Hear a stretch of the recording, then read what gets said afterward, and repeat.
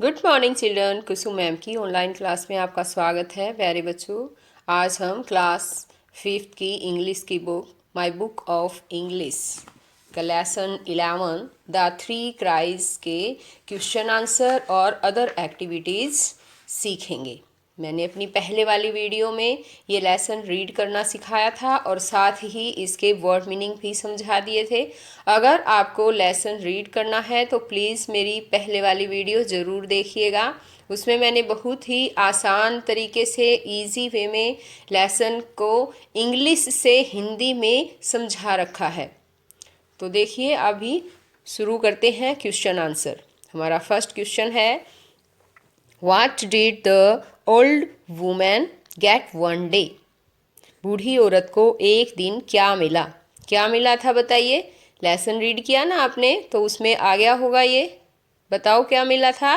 एक दिन बूढ़ी औरत को अपने बेटे का एक पत्र मिला था। तो वही बात हमें इंग्लिश में लिखनी पड़ेगी।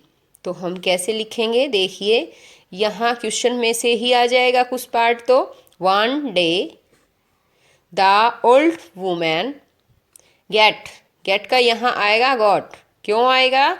क्योंकि बच्चों, अगर क्वेश्चन में डिड है, ध्यान रखिएगा, अगर सेकंड फॉर्म डिड आई हुई है तो हमारे आंसर में भी वर्ब की सेकंड फॉर्म ही आएगी। तो यहाँ गेट की सेकंड फॉर्म कौन सी बनती है? Got. One day the old women got a letter from her son. एक दिन बूढ़ी औरत को अपने बेटे का एक पत्र मिला। दूसरा क्वेश्चन देखिए, to whom did the old women give the letter to read? बूढ़ी औरत ने पत्र पढ़ने के लिए किसे दिया? किसको दिया था बताओ। अगर आपने लेसन को अच्छी तरह से रीड किया है तो आप इजीली इन सभी क्वेश्चंस के आंसर दे सकते हैं। बताइए। वॉरियर को शाबाश। तो हम लिखेंगे कैसे? अब लिखना सीखो। यहाँ से हम लेंगे द ओल्ड वुमेन। देखिए, क्वेश्चन में डिड आया हुआ है, तो यहाँ जो गिव है फर्स्ट फॉर्म, डिड के साथ हमेशा वर्ब की फर्स्ट फॉर्म आती है, ये ध्यान रखिएगा। डिड के साथ वर्ब की फर्स्ट फॉर्म, लेकिन क्वेश्चन का आंसर लिखते टाइम गिव की सेकंड फॉर्म आएगी gave. The old women gave the letter to a warrior to read. बूढ़ी औरत ने पत्र एक योद्धा को पढ़ने के लिए दिया। थर्ड क्वेश्चन देखिए, why was the old women shocked? बूढ़ी औरत शॉक्ड क्यों थी? क्यों दुखी हो गई वो? The old women was shocked, वो क्वेश्चन में से ही आ गया। The old women was shocked to see the warrior crying bitterly. योद्धा को बुरी तरह से रोते हुए देखकर बूढ़ी औरत शॉक्ड हो गई थी। यानी बूढ़ी औरत योद्धा को बुरी तरह से रोते हुए देखकर शॉक्ड हो गई थी। उसने लेटर को देखते ही जो योद्धा था रोने लग गया। तो बुढ़िया ने भी सोचा कि हो सकता है इसमें कोई बुरी सूचना होगी, तभी तो वो रोया है।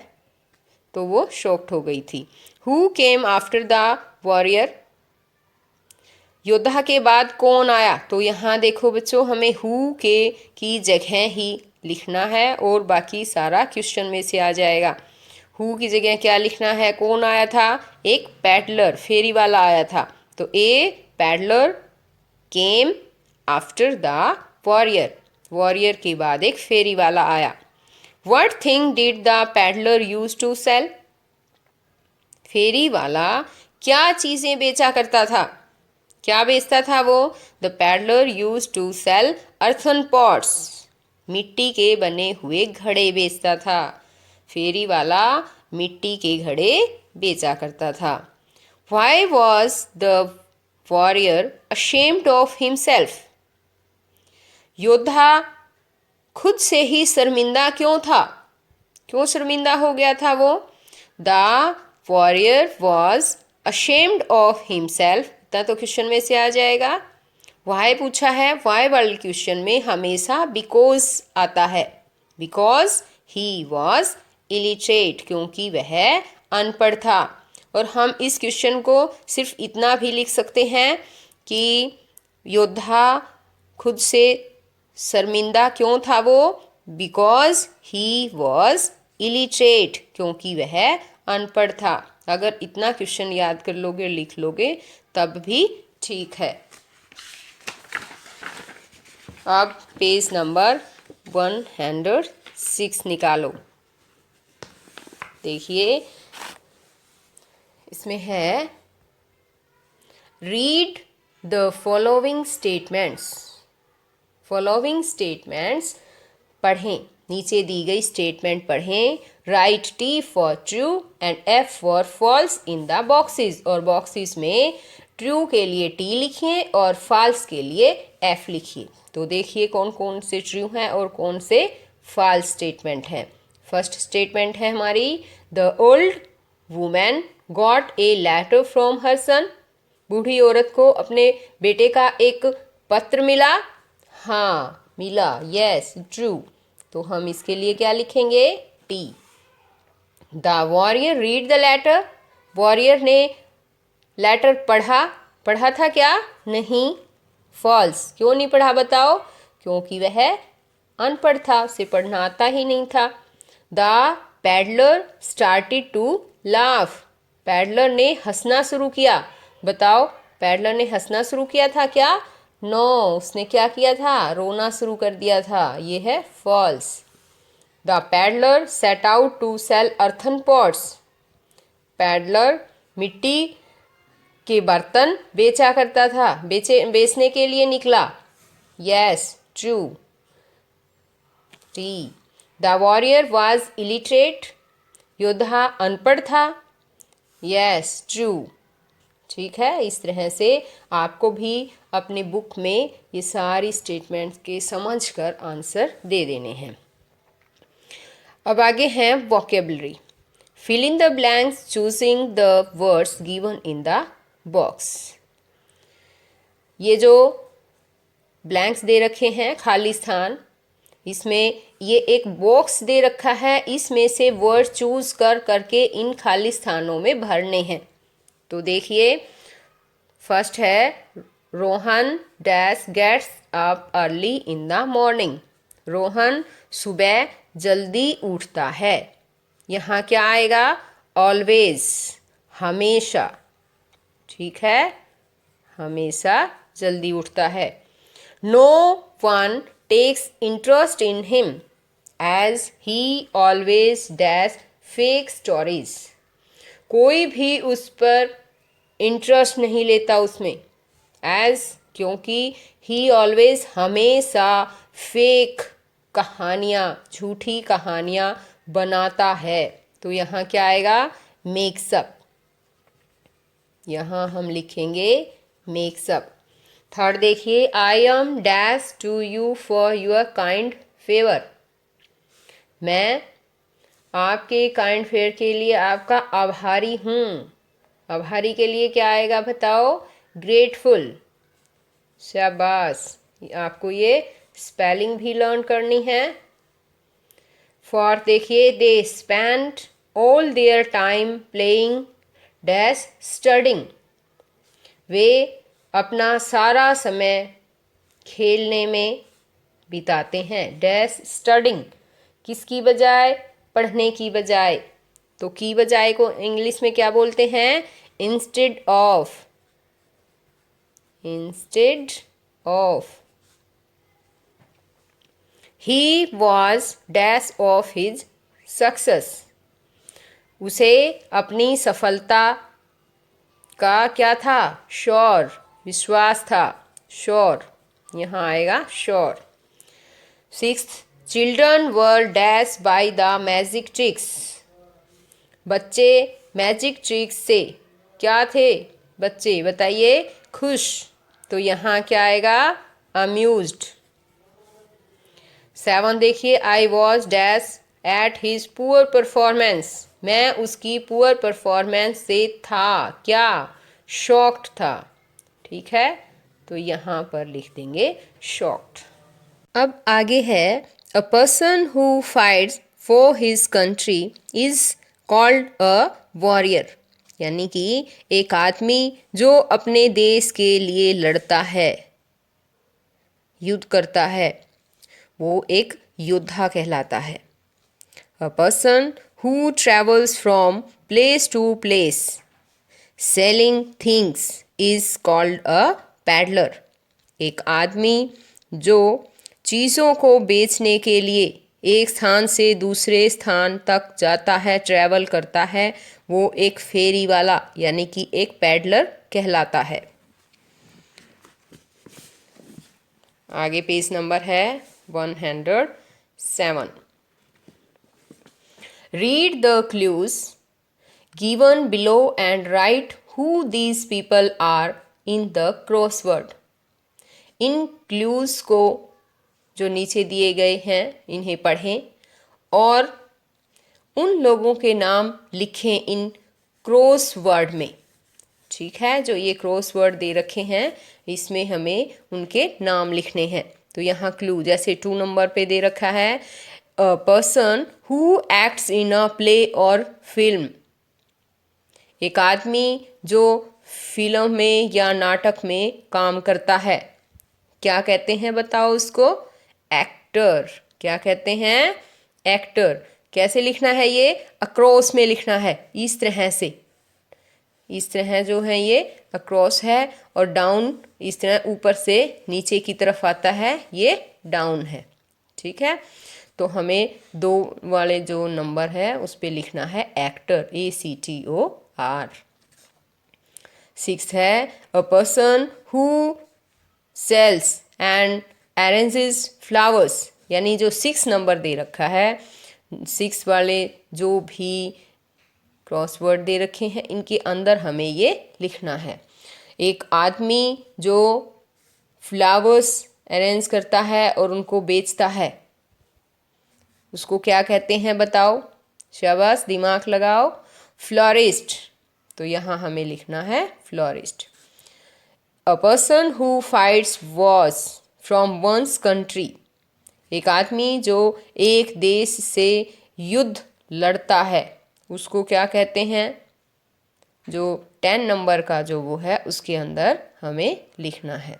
बताओ क्या लिखेंगे इसमें? सोल्जर। जो अपने देश के लिए युद्ध करता है उसको क्या बोलते हैं? Soldier. A person who dry cleans clothes, जो कपड़ों को ड्राई क्लीन करता है उसको क्या कहते हैं बताओ? जो ड्राई क्लीन करता है, dry cleaner. A person, down में लिखने हैं अब, अ पर्सन हु क्लिक्स फोटोग्राफ्स, जो फोटोग्राफ्स क्लिक करता है उसको क्या बोलते हैं? Photographer. A person who designs buildings, जो बिल्डिंग डिजाइन करते हैं उसको क्या बोलते हैं? 3 नंबर में वाले खानों में लिखना है आर्किटेक्ट। ठीक है, architect. A person who installs taps and water pipes, एक आदमी जो टैप्स, टैप्स बताओ क्या होती हैं? शाबाश, नलके। और वाटर पाइप्स, पानी वाली जो पाइपें हैं वो ठीक करता है उसको क्या बोलते हैं? प्लम्बर। ठीक है। A person who meant shoes, एक आदमी जो जूतों को ठीक करता है, जूतों की मरम्मत करता है उसको क्या बोलते हैं? Cobbler. A person who treats patient, एक आदमी जो मरीजों की देखभाल करता है उसको क्या बोलते हैं? सबको पता है ना ये तो। हम जब भी बीमार होते हैं किसके पास जाते हैं? डॉक्टर के पास, तो doctor. A person who makes और रिपेयर्स हाउसेस बिल्डिंग्स, एक आदमी जो घरों को या बिल्डिंग्स को रिपेयर करता है, उनको बनाता है, उसको क्या बोलते हैं? मैसन। राजमिस्त्री भी बोलते हैं इसको हिंदी में, मैसन। A person who sells household items and food stuffs, एक आदमी जो हाउस होल्ड आइटम्स को, घरेलू चीज़ों को बेचता है, उनको क्या बोलते हैं? हाउस होल्ड आइटम्स को और फूड स्टफ्स को बेचता है, क्या बोलते हैं बताओ? खाने की चीज़ों को जो बेचता है, ग्रोसर। ठीक है, ओके। अब हम पेज नंबर 108 निकालेंगे। यहाँ पर इसको समझिए अच्छी तरह से। थर्ड है sad is the opposite of happy. Sad किसका ऑपोजिट है? हैप्पी का ऑपोजिट क्या है? सैड। हैप्पी का ऑपोजिट सैड है। Right the opposites of the following words. नीचे दिए गए वर्ड्स के भी ऑपोजिट लिखो। तो देखो सभी बच्चे, ओल्ड, न्यू। ओल्ड मीन्स क्या होता है? पुराना। न्यू नया। अ फ्यू कुछ। मोर अधिक। हेट घृणा करना। हेट का ऑपोजिट क्या आएगा? लव प्यार करना। प्रीवियस पहले। पहले का ऑपोजिट क्या होता है? बाद में, लेटर। एनिमी शत्रु। फ्रेंड दोस्त। एक्टिव, एक्टिव क्या होता है? चुस्त। एक्टिव का जो ऑपोजिट है होता है पैसिव, सुस्त। इसको इनएक्टिव भी बोल सकते हैं। एग्री सहमत होना। डिसएग्री, एग्री के आगे डिस लग जाएगा। सहमत, डिसएग्री असहमत। आइडल, आइडल वैसे आइडल का होता है बेकार होना या निकम्मा होना कह सकते हैं, जिसे कोई काम ना हो। और इसका ऑपोजिट होगा बिजी, व्यस्त, जो काम में व्यस्त हो, काम से फुर्सत ही ना हो जिसको। अब ये फोर्थ देखिए, complete the following sentences using the opposites of the underlined words. Complete the following sentences, in sentences को कंप्लीट करें। क्या यूज करके? जो भी अंडरलाइन वर्ड्स हैं उनके ऑपोजिट बनाकर इन सेंटेंसेस को कंप्लीट करना है। तो देखिए, he dash vegetables from farmers at cheaper rates and sells them in the market at higher rates. Sells क्या होता है? बेचना। इसने कहा है कि वह किसानों से सस्ते रेट पर सब्जियां खरीदता है, बायज आएगा। एंड और उनको मार्केट में ऊंचे रेटों पर बेचता है। तो बेचने का जो ऑपोजिट है वो क्या होता है? खरीदना, buys. Ali Baba was poor, Ali Baba गरीब था। बट ही बिकेम, लेकिन वह बन गया क्या? गरीब का ऑपोजिट क्या है? अमीर बन गया, rich. After he found the magic cave. Poor का क्या आया? Rich. Rinki is always late for school. Rinki school के लिए हमेशा लेट होती है, हमेशा, ये ध्यान रखिए। ऑलवेज, ऑलवेज हमेशा। और इसका ऑपोजिट क्या होता है? Never. But never late for meals, लेकिन खाने के लिए कभी लेट नहीं होती। यानी वो स्कूल के लिए लेट होती है हमेशा, लेकिन खाने के लिए कभी लेट नहीं होती। In this house all the bedrooms are downstairs and the drawing and dining rooms are upstairs. इस घर में सभी बेडरूम डाउनस्टेयर्स हैं, सीढ़ियों से नीचे उतरते हुए।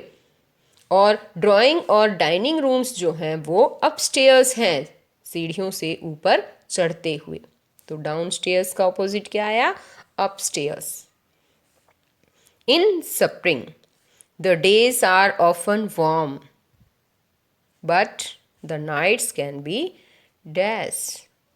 स्प्रिंग में, बसंत में दिन ऑफन प्राय गर्म होते हैं, लेकिन रात कैसी हो सकती है?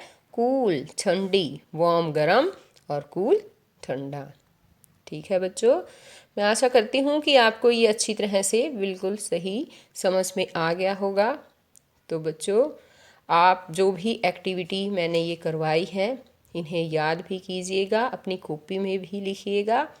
और ना समझ में आए तो दोबारा से मेरी वीडियो देख लीजिएगा। तो बच्चों, फिर मिलते हैं नेक्स्ट वीडियो में। तब तक के लिए बाय।